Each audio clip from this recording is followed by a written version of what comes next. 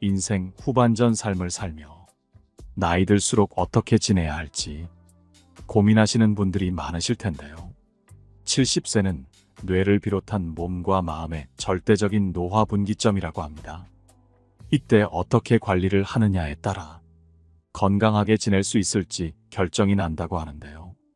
의사 와다 히데키는 지금까지의 생활 습관을 조금만 달리하면 인생 최고의 30년을 맞이할 수 있다고 합니다.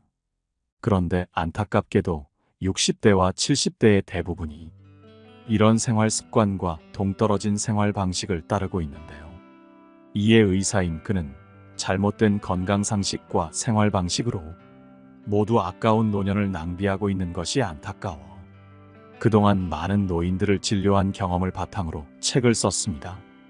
만약 노후를 맞이하면서 건강하고 쓸쓸하지 않고 행복하게 지내고 싶다면 이 간단한 7가지 습관은 알아두시면 정말 도움이 될 텐데요. 오늘은 나이가 들수록 반드시 가져야 할 생활 습관과 행복하게 지내는 노인들의 특징을 알아보겠습니다. 구독과 좋아요, 알림 설정은 항상 큰 기쁨이 됩니다. 첫 번째, 나이 들수록 외모에 신경 써야 합니다. 심리치료법 중에 행동을 변화시켜서 감정을 조절하는 행동치료라는 방법이 있습니다.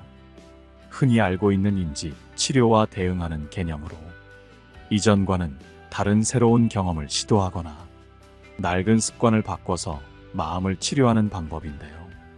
60에서 70대 노인이 젊어지는 방법으로도 정말 크게 효과적입니다. 여러분은 기분이 좋지 않을 때 억지로라도 화장을 하거나 머리를 다듬고 나가면 어떠신가요? 마음이 한결 나아지신 경험이 있으실 텐데요. 많은 사람들이 행동보다 마음이 먼저라고 생각하기 쉽지만 심리학에 따르면 마음이 행동의 지배를 받습니다. 다시 말해 예쁜 옷을 입거나 화장품을 바르거나 머리를 자르는 등 외모에 신경을 씀으로써 감정까지도 조절할 수 있다는 것입니다.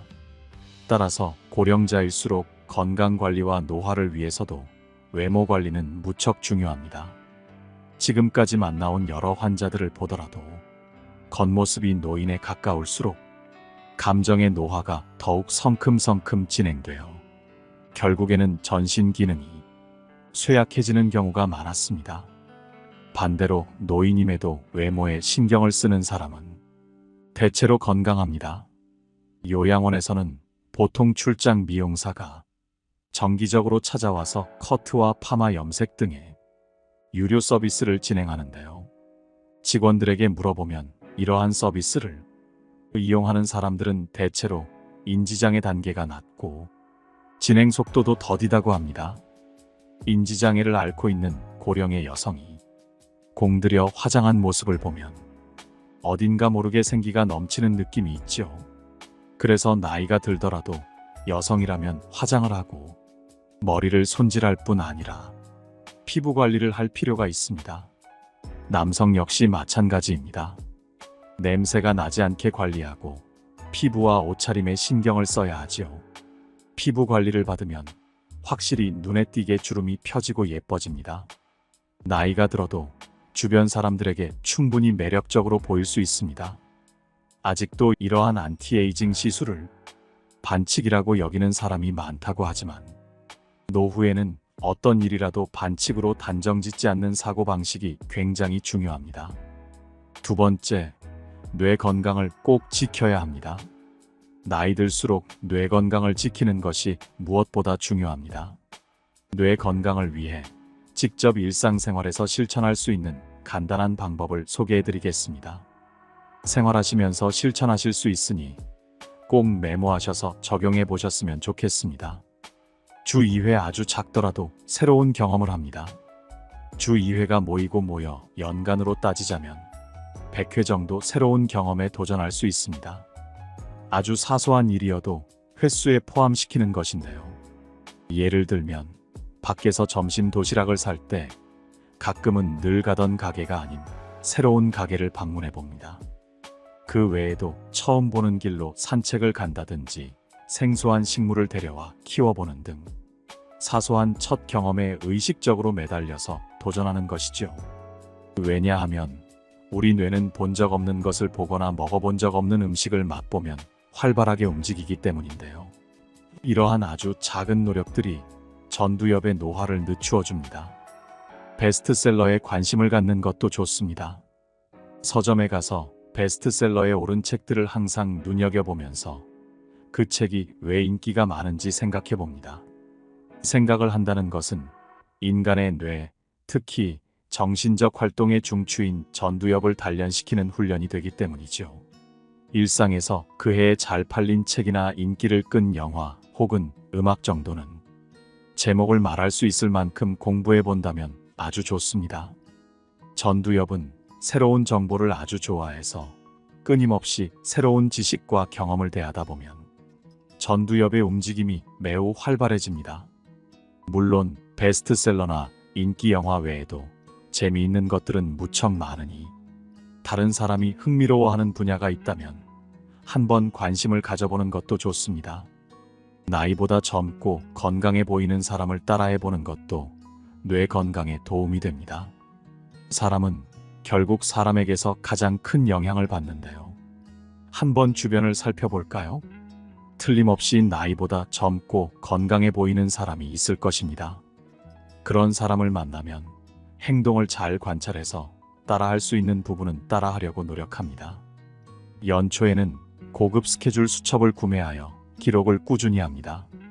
노후에 필요한 것은 오늘 할 일과 오늘 갈 곳이라는 말이 있습니다. 매일 해야 할 일과 가야 할 곳을 정해서 스케줄 수첩에 적는 습관을 들이면 노후를 긍정적으로 보낼 수 있죠. 정신 건강 측면에서 아주 도움이 됩니다. 세 번째, 음식을 많이 씹어야 합니다.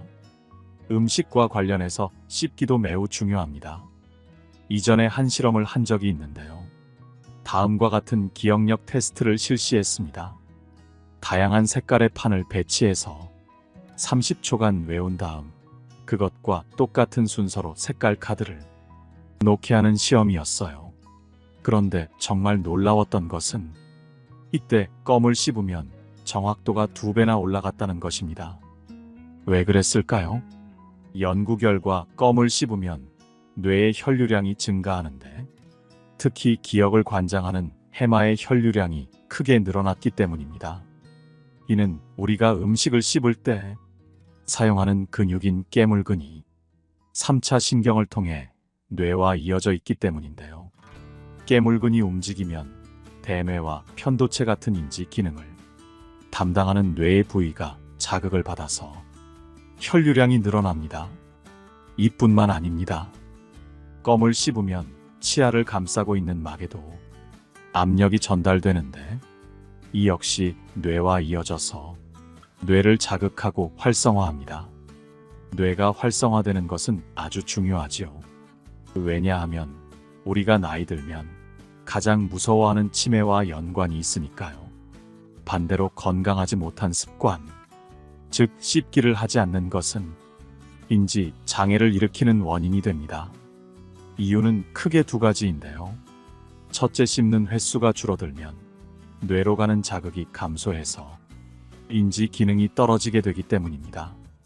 둘째, 씹는 힘이 약해지면 신선한 채소와 같이 딱딱한 음식을 피하고 면처럼 부드러운 음식을 자주 먹게 되는데 여기서 비타민이 부족해져서 인지장애가 발생할 위험이 커집니다.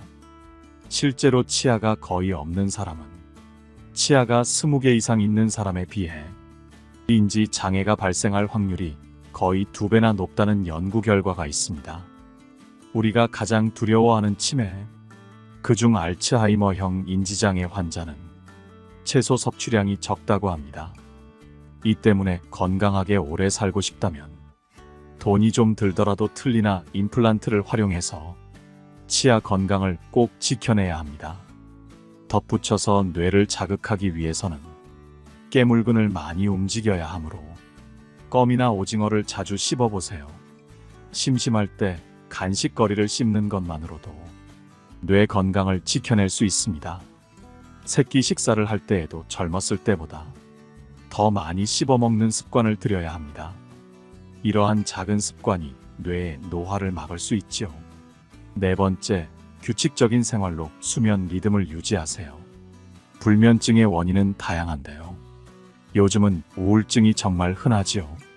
이처럼 우울증이 원인인 경우도 있고, 순환기의 질환처럼 몸 상태가 좋지 않아서 잠을 못 자는 경우도 있습니다.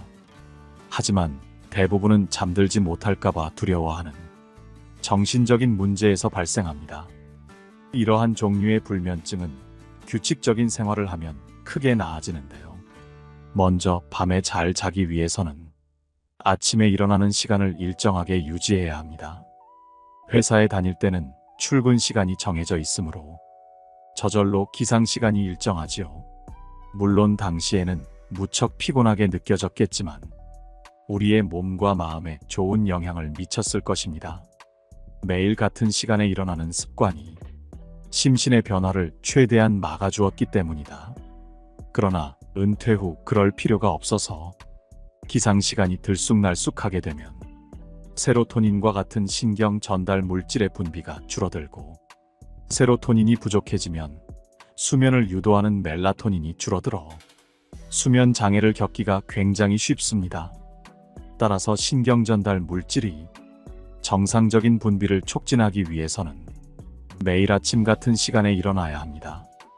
전날 밤 푹 자지 못하거나 잠을 설쳤더라도 아침이 되면 평소와 같은 시간에 일어나서 침대에서 나와야 할 필요가 있습니다. 물론 당일은 조금 피곤하고 졸리겠지만 길게 보면 뇌와 몸을 지키는 좋은 습관입니다. 그리고 매일 아침 같은 시간에 식사를 하면 수면에 더욱 긍정적인 효과를 미칩니다. 수면 리듬을 일정하게 유지하기 위해서는 식생활의 리듬이 굉장히 중요하기 때문에 규칙적으로 먹고 식사 시간을 지켜야 합니다. 다섯 번째, 무슨 일이든 몸을 움직여서 일을 하는 게 좋습니다. 세계적으로 인정받는 장수 지역에는 다음과 같은 공통점이 있다고 합니다. 바로 무엇보다도 사람들이 꾸준히 몸을 움직인다는 것입니다. 장수 지역에는 나이가 들어도 꾸준히 정원을 가꾸거나 집안일을 하면서 계속 몸을 움직이는 사람들이 많았습니다. 그 외에도 배부르게 먹지 않기, 목적의식 지니기, 스트레스 해소하기 등의 공통점이 있었지만 건강하게 오래 살기 위한 조건으로 꾸준히 몸을 움직이는 것을 제일 중요하게 꼽았습니다. 일을 하는 것의 중요성을 알려주는 또 다른 예로는 영국의 한 경제지에서 수십 년에 걸쳐 진행한 행복도에 관한 조사를 살펴볼 수 있는데요. 여기서는 이혼이나 배우자의 사망, 실업과 같은 삶의 큰 사건으로 사람의 행복도가 어떻게 달라지는지를 조사했는데, 인간의 행복도에 가장 크게 부정적인 영향을 미치는 요소는 실업이었습니다. 이혼이나 배우자의 사망보다 일자리를 잃는 일이 인간을 가장 불행하게 만드는 요소였습니다. 이처럼 인간에게 일은 절대 없어서는 안 될 요소입니다.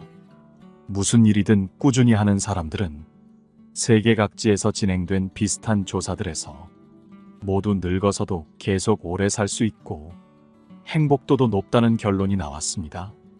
그러니 이제는 정년이 곧 은퇴가 아님을 꼭 기억해야 합니다. 연령에 맞게 아니 때로는 나이를 잊고서라도 계속 일하는 것이 인생을 의미 있게 보내는 방법입니다. 여섯 번째, 나이가 들수록 고기는 꼭 섭취해 주어야 합니다. 고령자일수록 고기를 먹어야 합니다. 이렇게 말하면 10 중 9은 콜레스테롤 수치가 걱정된다는 대답이 돌아오지요. 이러한 걱정을 덜어주기 위해 여기서 확실하게 언급해 보겠습니다. 콜레스테롤이 몸에 해롭다는 말은 가짜 뉴스입니다. 즉 잘못된 정보인 것인데요. 오히려 노후에 건강하게 지내려면 일정량의 콜레스테롤은 반드시 필요합니다. 애초에 콜레스테롤이 무엇일까요?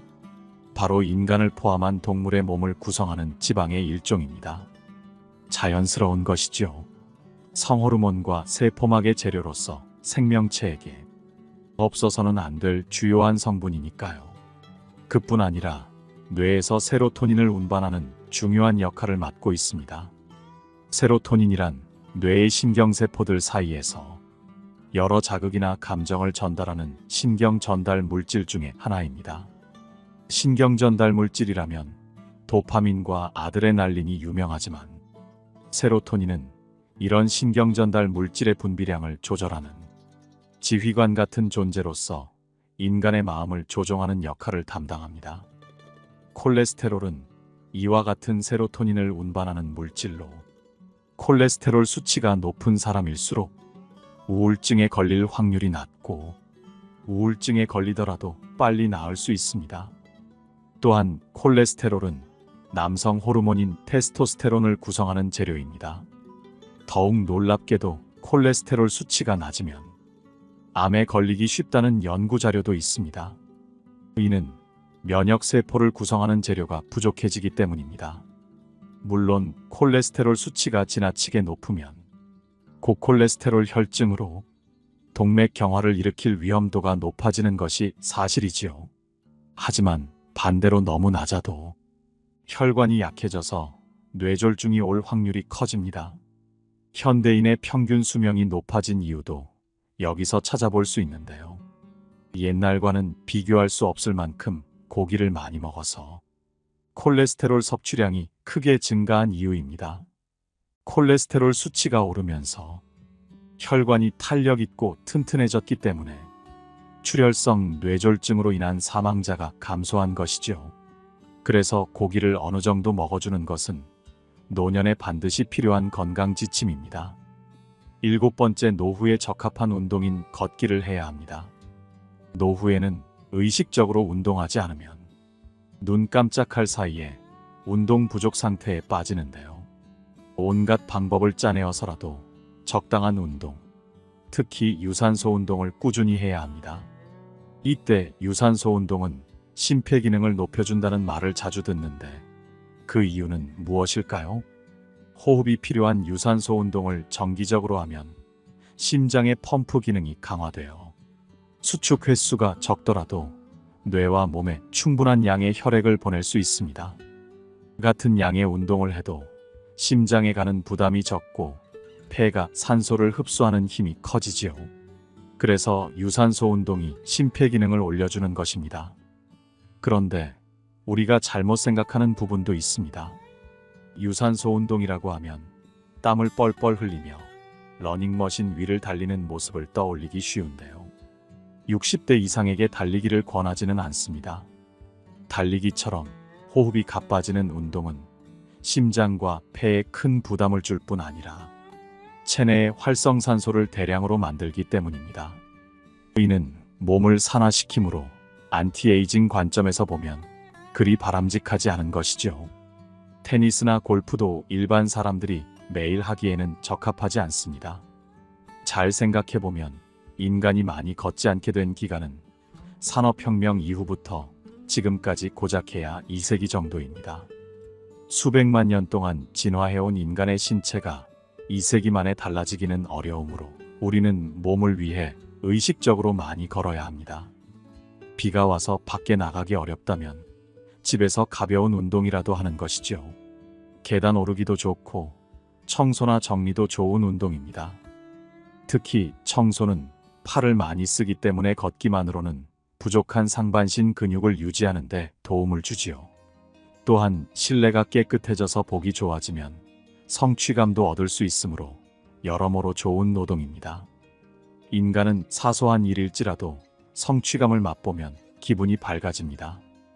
집에 있는 날에도 가급적 가만히 앉아있는 시간을 줄이고 왔다 갔다 하면서 몸을 움직여 보세요. 이것이 노쇠를 막는 요령입니다. 이외에도 노년에 하면 좋은 것들을 좀 더 추려봤는데요. 바로 정신 건강에 도움되는 방법들입니다. 개인적으로 저도 무척 공감을 했는데요. 나이가 들수록 항상 마음을 차분히 가라앉혀서 스트레스를 풀어주자는 것입니다. 또 다른 사람에게 도움이 되겠다는 목표가 있으면 건강하게 살 수 있다는 것도 그렇지요. 정신 건강이 점점 더 좋아지는 경험을 할 수 있지요. 그리고 자주 들으시는 말씀이겠지만 계속 강조해도 지나치지 않은 웃기. 웃기는 정말 많은 연구 결과로도 노화와 건강에 도움을 주는 것으로 밝혀졌지요. 이처럼 노년에는 신체 건강과 정신 건강 두 가지 측면을 모두 튼튼하게 가져가야 하는 것 같습니다. 그러기 위해선 앞서 말씀드린 것들을 지켜보시면 너무 좋을 것 같습니다.